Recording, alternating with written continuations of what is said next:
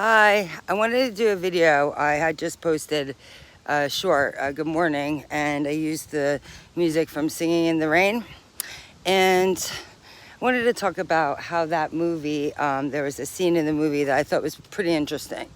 And if you didn't ever see the movie is about how when the movies back in the day in Hollywood, they had famous actors and actresses doing silent movies, and they didn't have any sound yet to the film. So there was a famous couple, Don in the movie. They were Don and Lena, and they were told by Hollywood studios they would be transitioning to sound movies. So what happened was Lena didn't have a voice for the sound, so they really tried for her to get her voice lessons, and she thought she sounded just fine. And I didn't mind her voice, but a lot of people had a problem with her voice, and they accentuated it in the movie. So it was a little rough to think that would be like the first voice you would hear on the screen. So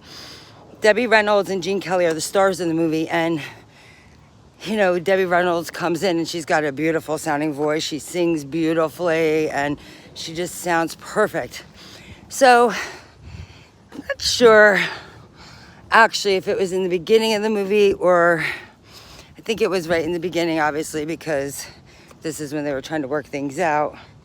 I'm not sure if Debbie Reynolds was really involved yet, but Lena and Don were known as the America's sweetheart couple in the movies to the public eye. And they were fighting, they were frustrated. It was just like a normal little fight. He was getting frustrated with her, and she, I believe, thought that they were really a couple, or she had some type of reins over him or something like that. And he kind of was breaking free from her and trying to, create something new in his life, basically. So in the movie, they were arguing, just a little banter between each other, and he calls her a reptile. He says, "You are a reptile."